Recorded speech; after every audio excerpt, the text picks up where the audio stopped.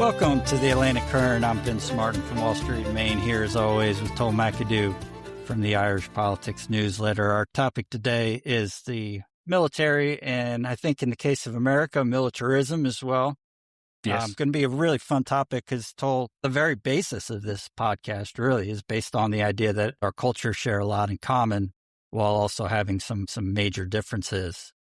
To me, this topic, the size of our militaries, the use of our militaries, our attitudes towards the military and foreign policy more generally, this topic is basically the biggest difference between the U.S. and Ireland. Do you think that's fair? I don't know if it's the biggest difference, but it's a significant difference in terms of how we view our military, how we treat our military, how our military is used overseas, and how neutral is Ireland really at the end of the day.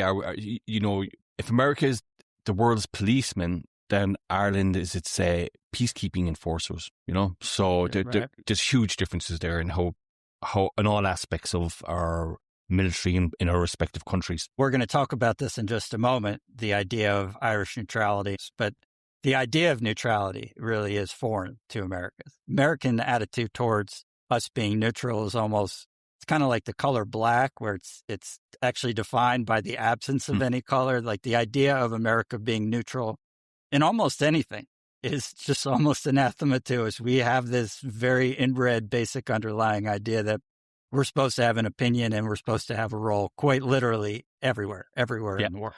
You don't sit on the fence, do you? No. I think even to the extent that we don't get involved in things outside our border, the rationale quite often is the fact that we can't do it without hurting our own interests, not that we don't have the right to do it.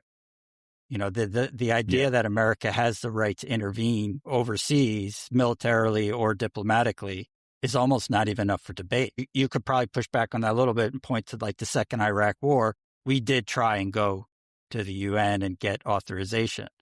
But yes. I'm skeptical that was driven by some real belief that if we couldn't convince the UN, George W. Bush would be like, all right, we're going to respect the opinion of the world community. I think it was more if we were going to the UN because we felt that would increase our chances of success in doing something that we had already decided to do.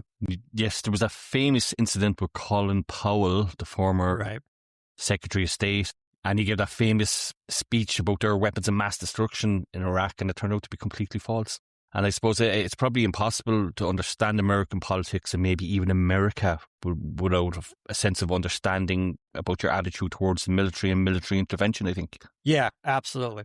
The amount of Americans who push back on that idea that we're not supposed to be involved is just small. Most of the time when people say, oh, that's not our war, they're saying that because, for instance, you've had some people on the right saying with Ukraine, well, that's costing us too much money.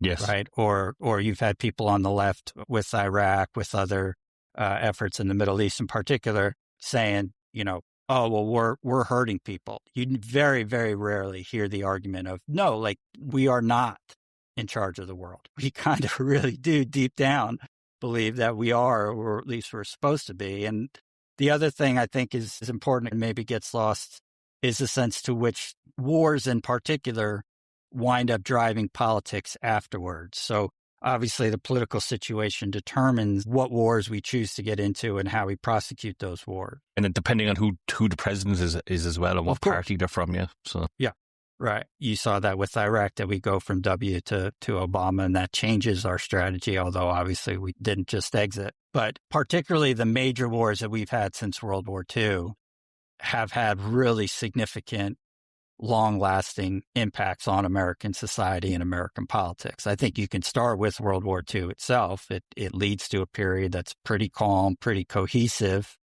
Now, let's be clear, that cohesion is not society-wide. There's this kind of retrofitting of the 1950s as this glorious paradise, which ignores the fact that, racism was still rampant. This is when civil rights movements first started. They started in the South, but the North was not exactly colorblind at the time either. Homophobia at the time is so ingrained that I doubt the word was even used. If you said you're homophobic to someone in 1953, I don't even know if they would understand the concept. I don't want to play that, that trad wife social media thing of, oh yeah, it was such a wonderful time and it's all been downhill from there. But there was cohesion. There was an explosion of the suburbs, and there was explosion in attendance for college because of so many of the benefits that the federal government gave to soldiers who came back. But even that, again, these wars have a long tail. Our modern racial disparities can be traced back to that even somewhat, because in practice, all those government benefits wound up not being available to African Americans who had served in World War II. The federal government paid for their college, but they couldn't get into a lot of colleges. The federal government paid for the house, but they weren't allowed to buy houses in the better areas. So. Ingrained racism in the American military. There was soldiers, they served in an apartheid army, didn't they? Yeah, in World War II. They were segregated. Harry Truman, who took over for FDR in 1945, he did desegregate the army. And I actually do think there is an irony to the fact that the United States Army has probably been the most racially progressive organization in America, since that point. It is an actually integrated, cohesive unit in a way that few American institutions are even to this day. World War II didn't just cement American leadership in the world, and because Europe had been so utterly devastated, right? Yeah. It very much gave you a sense of identity for yourselves. The good guys, the winners. America won World War II is what people say, isn't it?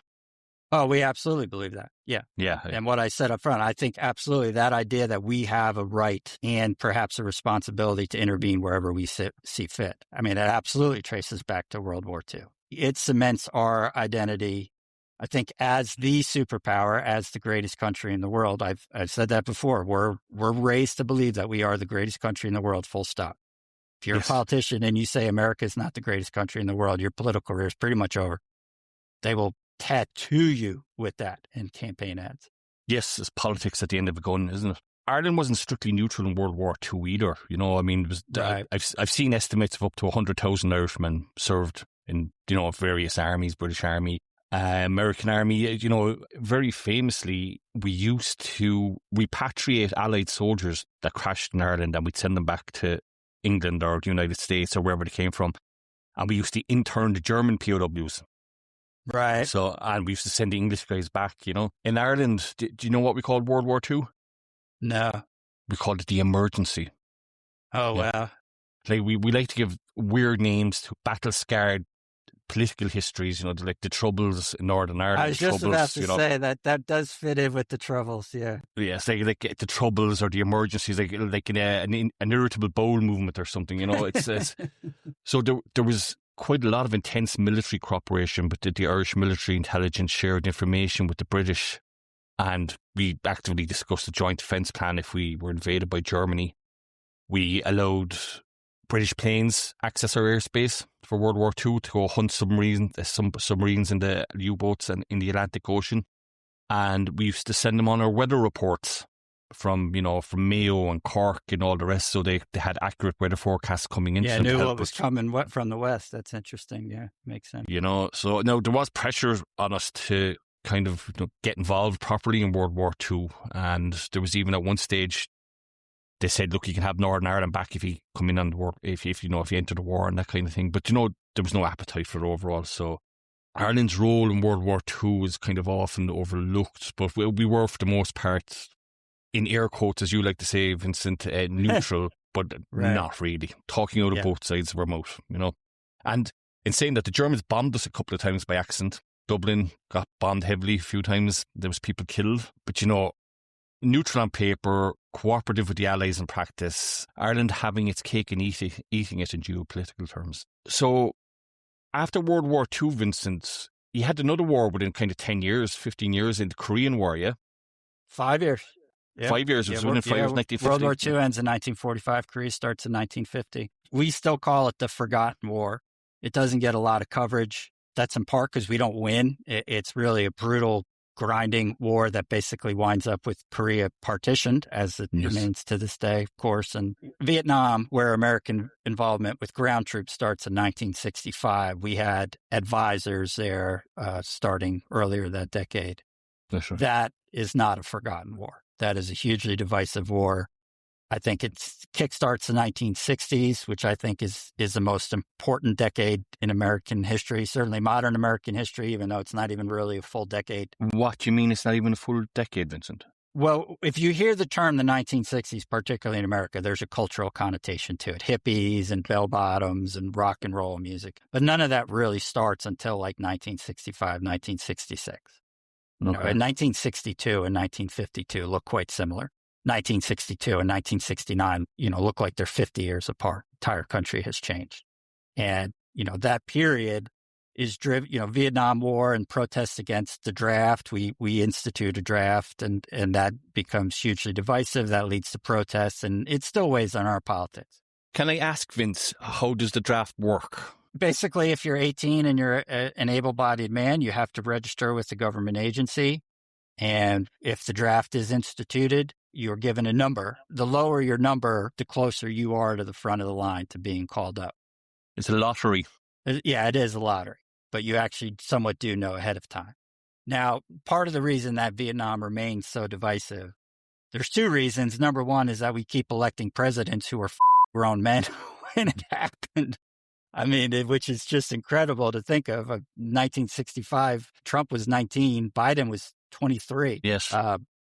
So that's part of why I think it still lingers. But you can see the seeds, I'd argue, even of Trumpism, certainly an aspect of Trumpism in how that war is prosecuted, because they do institute a draft, but there are a lot of ways around the draft. The easiest is to go to college. At the time, college is not nearly as accessible and as widespread an expectation as it is now. It is mostly middle class and up. So essentially, having this deferment means that if you're middle class and up, you can pretty much avoid the draft, or at the very least put it off for a few years. If you're poor, there aren't federal programs to pay for you to go to college. There aren't scholarships, so you're going to get drafted. So what you're telling me is that it was the Vietnam War was essentially a working class war. Oh, absolutely. Yeah. Poor people. And that sense has not changed. That sense runs all the way up through Iraq as well. The idea that the elites make the decision to go to war, but they and their children, they don't fight in it. And there's a sense that that's a betrayal and that that's a huge change, which it is. World War II, former students and faculty from Harvard, there were almost 700 deaths. Right. In Vietnam, there were 22. I think the number for Iraq was even lower.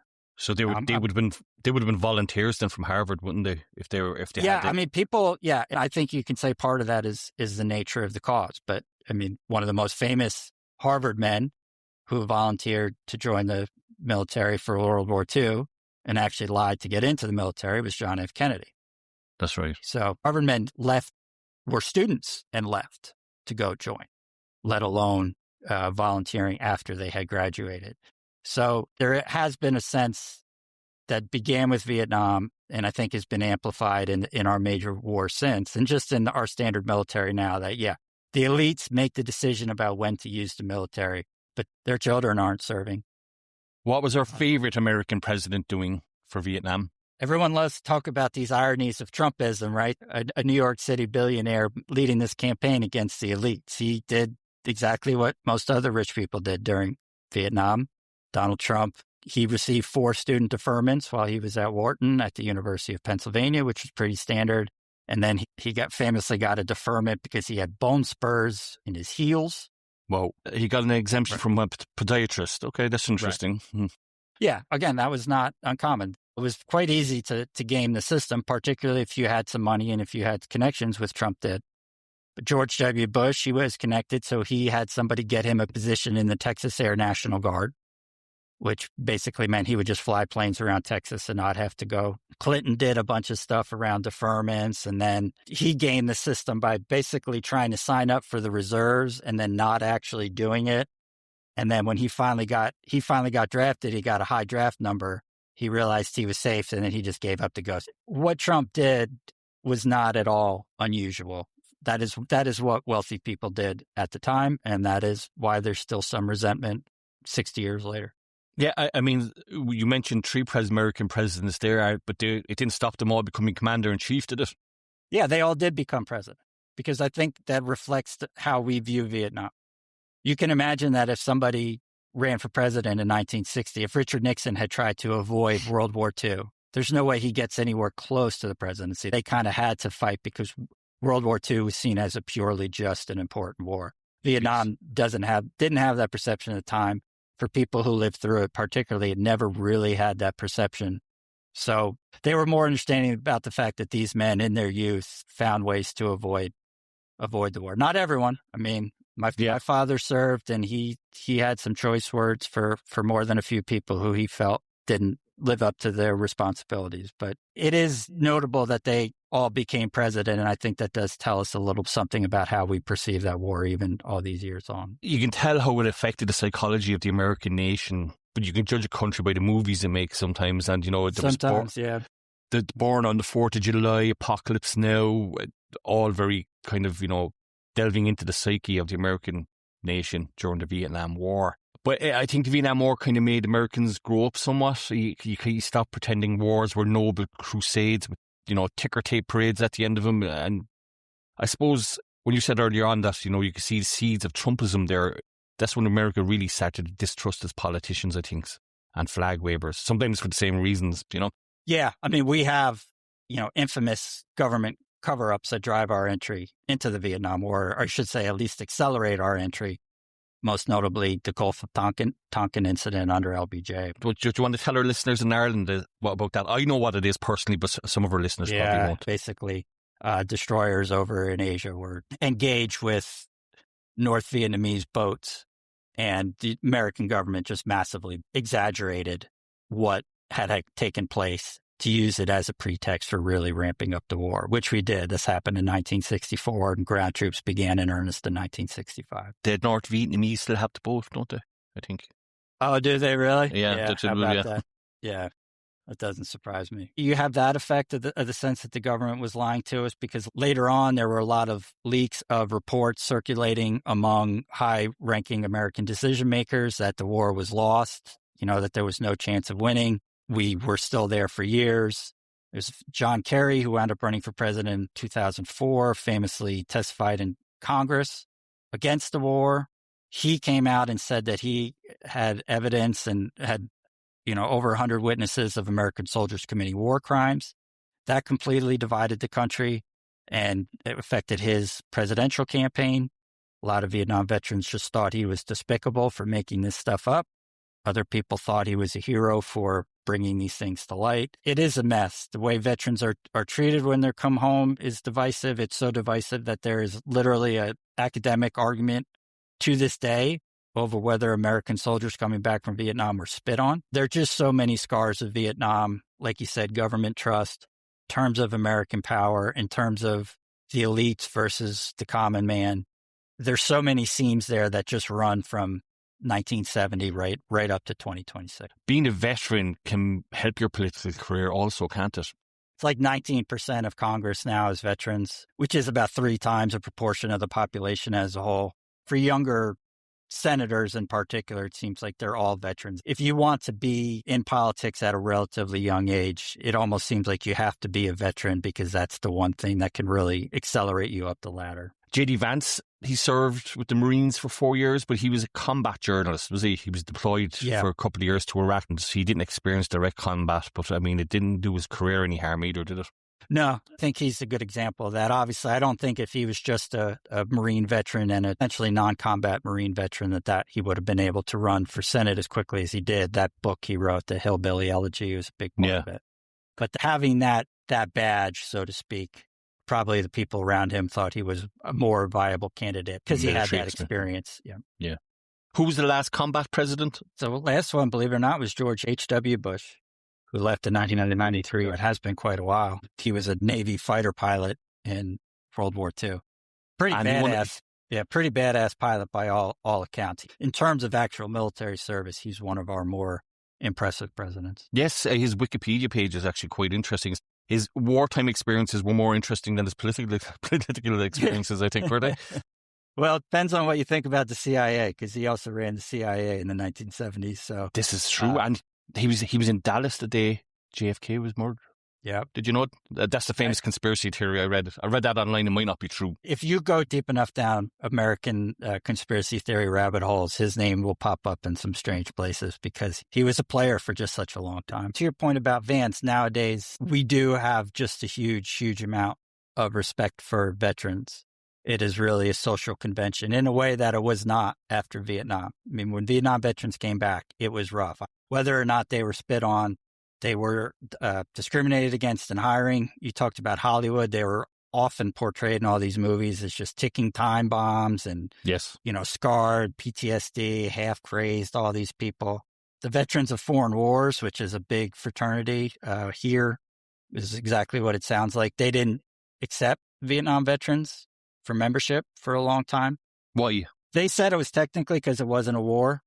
We actually never declared war in Vietnam. It's in our Constitution that only Congress can declare war. So basically presidents just started saying, well, it's a police action, or they started finding another excuse for another name for it to get around that. And that's still a big part of our politics now with Venezuela and potentially Iran. The Vietnam veterans had it tough. We seem intent on reversing that with veterans of Iraq and Afghanistan. So he did not call it a war, even though there was almost 60,000 casualties. 58,000 American casualties, and I don't know what the estimates are of Vietnamese casualties, but I believe it's like 2 million. Yeah, and about 153,000 people wounded. Yeah. That's some statistic for something that's not a war, isn't it? It is kind of wild, but believe it or not, the United States never declared war on North Vietnam. As I said, with Iran, we have these debates still pop up from time to time over whether the president can send troops into Venezuela to capture Nicolas Maduro, things like that.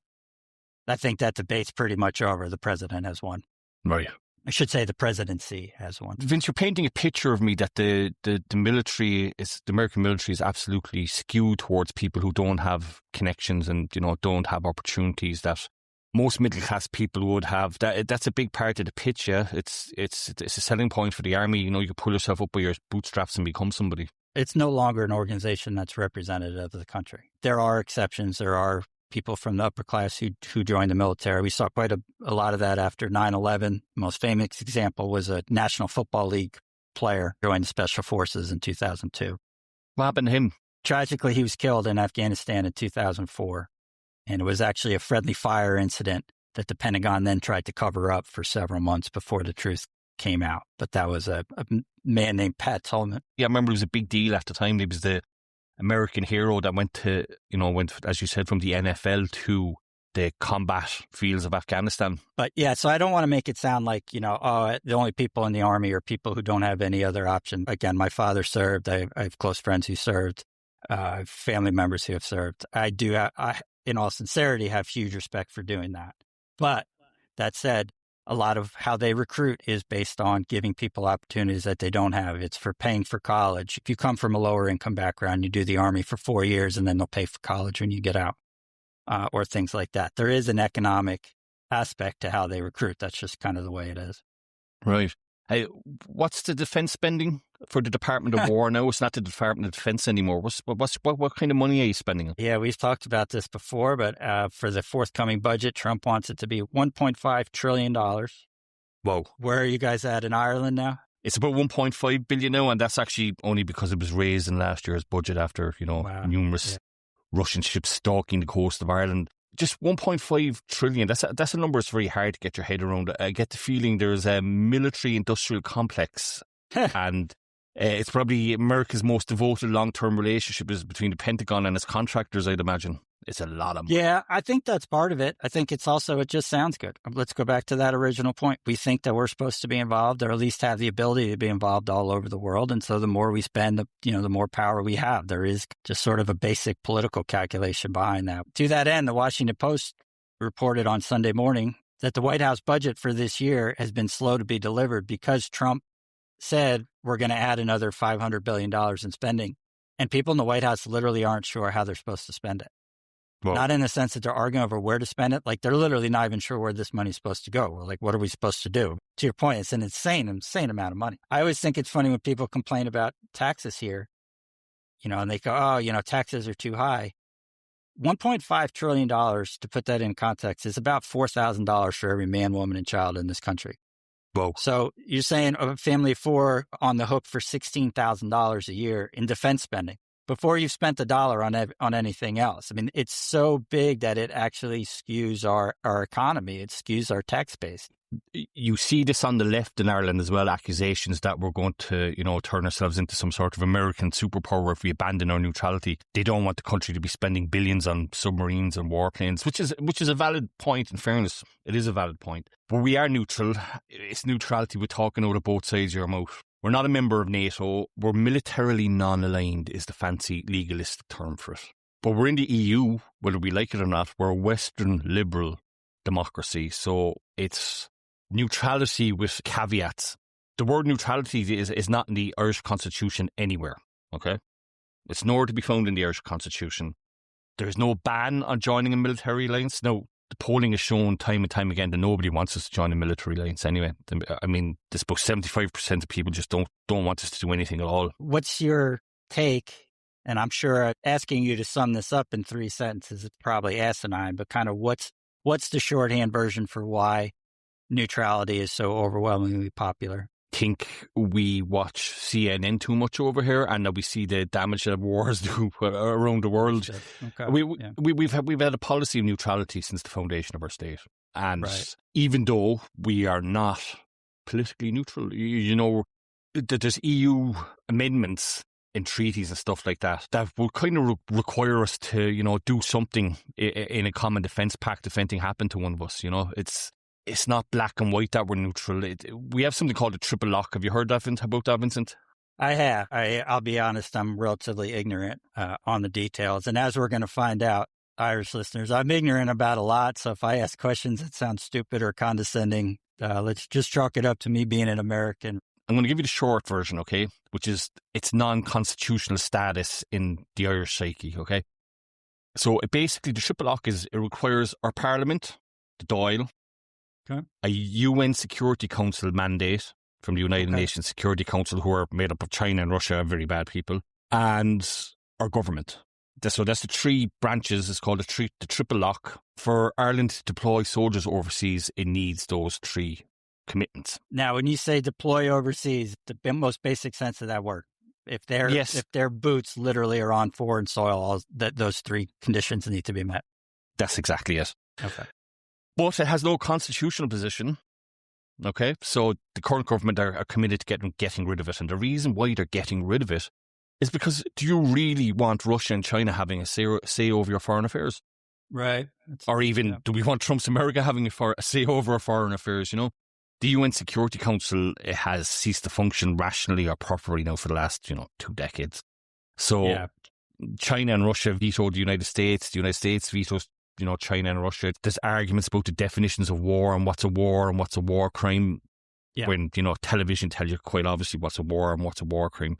Yeah, there are countries on UN human rights commissions whose opinion on human rights perhaps is not of all that much interest to discerning people. I think we could throw that in there too. And look, Ireland's neutral, but we're not exactly passive either, with our UN peacekeeping or EU security structures and the EU's rapid deployment capacity that we sent to Sudan and Mali, I think, in recent years. Irish soldiers have been all over the world this century, right? And that you talk about American foreign adventures, Ireland's been to Cyprus, Lebanon, all over the Middle East, Africa, Angola, Liberia, Ethiopia. We were in Afghanistan at one stage. So you don't hear about that pretty often. We were in Afghanistan during the war. I think we were training local militia over there how to defuse bombs and IEDs and the like. So, I mean, we've lost 90 soldiers overseas. It's not huge compared to America, but we still have 90 soldiers dead in overseas missions. The most recent one was Private Sean Rooney. He was killed in an attack on a UNIFIL convoy in southern Lebanon in December 22. We're not for our own battle scars also. So, as you said, that doesn't sound like a huge number, but relative to the size of the army and relative to the size of the country, that's a significant sacrifice, certainly. Our naval service is highly problematic at the moment. We have one functioning boat to cover a sea mass 7 or 8 times the size of our own country. But the Russians keep coming down the west coast of Ireland, hovering over our subsea cables that connect the United States and Europe. 70% of the world's global internet infrastructure comes through Ireland's maritime zone. So the Russians know we're defenceless by any yardstick, and they're testing our capabilities. Recently, we've had to have the French patrol our waters. The Germans are patrolling our waters for us. The English, the British, the old enemy, the hated enemy, is patrolling our airspace. They have a secret deal with the British government going back for the last 10, 15 years, like to patrol our airspace, which is wild when you think about it. And you see so much anti-English sentiment from Sinn Féin. Okay, Brits out of Ireland, but you can patrol our airspace though. You know, it's a bizarre situation. So it's really kind of weird. And Sinn Féin is actually also more, they are more firmly against the military spending that would be required for British patrols to stop, right? That's the deep irony of it, that they're not particularly consistent. They want us to be neutral, but you know, they're okay with the British patrolling our airspace. It's a bizarre kind of political stance to take. All these people in our parliament giving out about Irish neutrality and keeping the triple lock. You know, we French war boats and German war boats and British military in our airspace, essentially defending our country. You know, they want neutrality, but they don't want to pay for it. And then there was all talk about Davos actually relocating to Dublin. The World Economic Forum wanted to relocate to Dublin. And to be perfectly honest, I called on that straight away, because for the simple reason is, I don't know if you've ever been to Davos, Vince, but it's on the side of a mountain and it's very easy to defend. If you put that in Dublin, we don't have the security apparatus here to, you know, host a summit like that. And the real concerns now at the moment, when Ireland hosts the EU presidency next year, or this year, we're not going to be able to defend ourselves if something happens. So a prime example of that is when President Zelensky came to Ireland a few weeks ago, a load of drones appeared out of nowhere. And, you know, they were intent on pretty malicious acts, probably Russian. I mean, who else is it going to be? It's not the English, was it? And we couldn't defend ourselves. And by all accounts, talking to some security people that were involved that I know professionally, it was a miracle that Zelensky wasn't assassinated. Oh, I had heard that news. I didn't realize that was the conclusion people drew. Yeah, his plane showed up early, and if his plane had arrived when they thought it was going to arrive, the drones would have got the plane.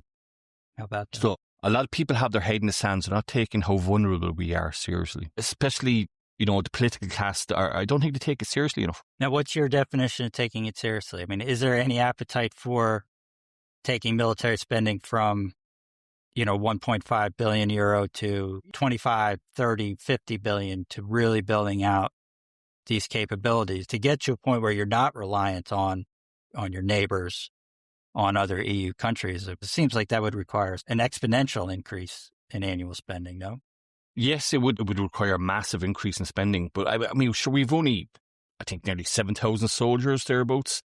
7,500, I think it's at the moment. We've only under 800 people for our Navy. I don't know what the American Navy is. But I mean, like 800 people is not a whole lot. We can only put, 800 people is fewer than there are on a single American aircraft carrier. Yeah, of course.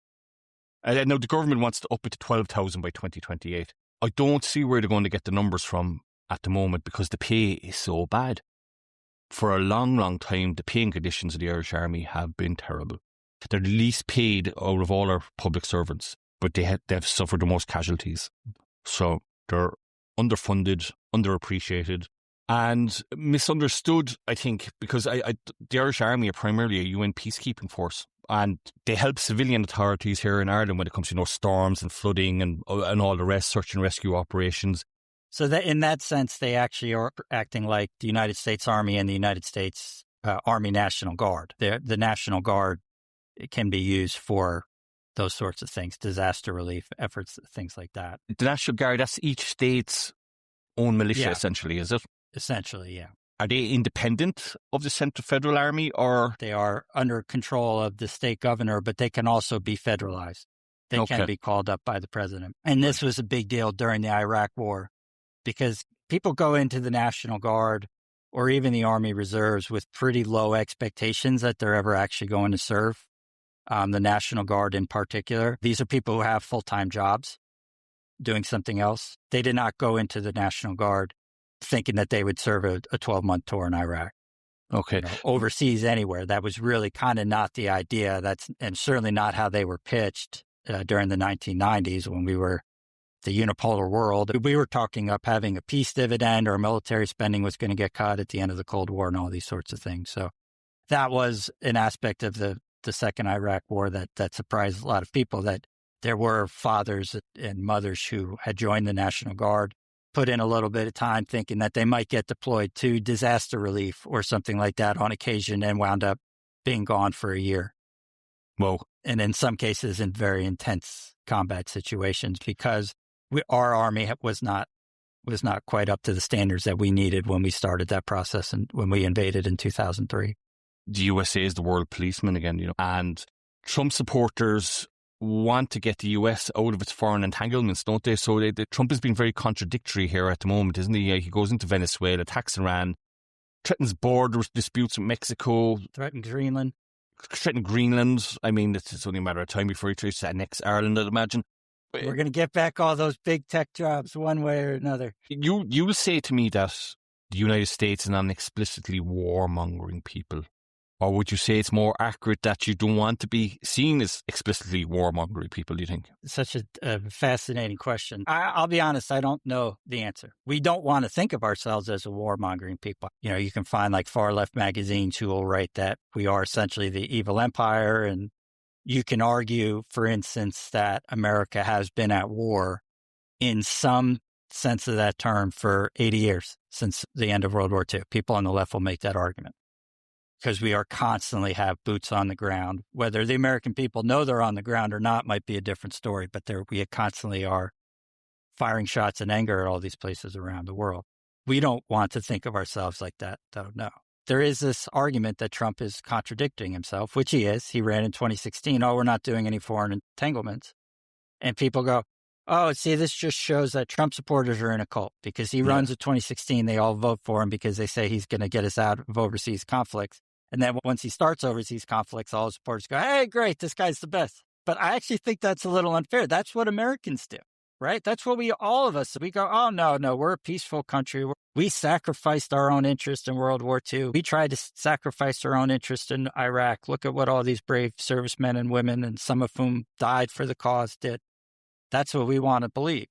So right. I think what Trump is doing is just reflecting American political opinion rather than actually shaping the opinion of his base. I'm thinking when you talk about warmongering there and the amount of wars you've been in since World War II, I'm looking at Grenada, Panama, Somalia, the Balkans, Libya. Nobody talks about the Libyan war, do they? Although Hillary Clinton was forced to famously sit for 12 or 13 hours in front of a committee over Benghazi, wasn't she? Right, but let's make clear. I mean, kind of to the point of what we're talking about. She wasn't made to sit in front of a committee because we shouldn't have been in Libya. She was sat in front of Congress all day because 4 Americans died. No one's going back looking at that going, oh my God, we never should have been there in the first place. We never should have been involved with Gaddafi. The underlying belief, even from both sides, from the Democrats and Republicans in Congress during those hearings, was that we had every right to go in it. Yeah, the problem is that we f***ed up the execution. Not that there was anything wrong with the decision. There's a whole list of countries on Polymarket that people are betting on where Trump will attack next. And then the US military is still the mightiest military in the world. There is no doubt about that. Again, this is another question that's kind of asinine to ask you to answer it on a podcast instead of putting it into a 1,000-page book. But what is the perception of America right now, in Ireland or in Europe? Are we seen as a force for good, or are we seen as a force that's increasingly malign? It's a multifaceted answer. I know. I led you right into that one. There's kind of no way. It's just not a 5-word answer there. I get it. Okay, up to the Cold War, absolute good guys. Russia bad, United States good. So through 91? Yeah, 1990, 91. Okay. Ronald Reagan, a great communicator, declaring the Soviet Union, what do you call them again? The evil empire. The evil empire, yeah. And they were, the Soviet Union, there was good guys and bad guys there. Now, of course, once you scratch the surface, it gets quite murky underneath, and it's not as black and white as that. But right now, America is not seen as a force for good in the world. Yeah. Which is I'm quite not grim. surprised by that. As a child of the 70s and 80s myself, we had, star-spangled eyes for the United States all the time. The American presidents would turn up, and, Ronald Reagan's famously, he's from Tipperary, where we like to give our American presidents, where they're from in Ireland. It's the first thing everybody does. They trace their genealogy. Or unfortunately, now we've no graw for Trump, no love for Trump, and American approval ratings in Europe have gone through the floor. But this is also, I mean, I got to believe it's a 30-year process, too. The sheen of American moral authority got tarnished a long time before 2016. Yes, no doubt the Iraq War. You can still see its effects when you read about politics in the UK. People have not moved on from that war in the UK.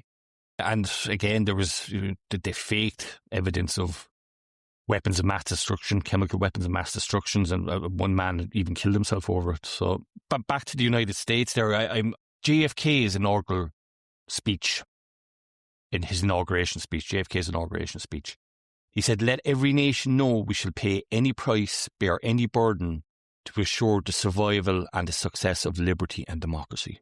Yeah. That's gone. No longer is that the case. No longer do people see the USA as being the guarantors of a global liberal democracy. That's a fascinating way to put it, and that's one of those things. As you say it, it's simultaneously so revealing and yet so obvious. It's kind of darkly, it was kind of nice having the Soviet Union. We were about the same age, and growing up with that, you knew who the good guys and the bad guys were, right? It's a lot murkier now, unfortunately. And again, I'm well aware our decisions over the last 35 years are a big reason why it's murkier. That is just a brutal yet brilliant way to end our discussion here for now. This is no doubt a topic we're going to come back to, but I really did enjoy that, Tull. Some fascinating discussions. We will be back on Friday as of right now, maybe a little earlier, right? So much news going on between tariffs and Iran. We may have to kind of do the old emergency pod and jump it up a little bit. Yes, of course. The whole podcast bubble at the moment is fueled by Trump's narcissism and what he might do next. So that's true. We will, one way or another, we will almost certainly, whether we want to or not, be talking about Donald Trump in the next couple of days. But until then, we wish you all well. I'm Vince Martin. And I'm Tull McAdoo, who's very, very sick after watching the Ireland-England match yesterday. So, a self-inflicted though, Vince. Talk soon. Enjoy. Bye-bye.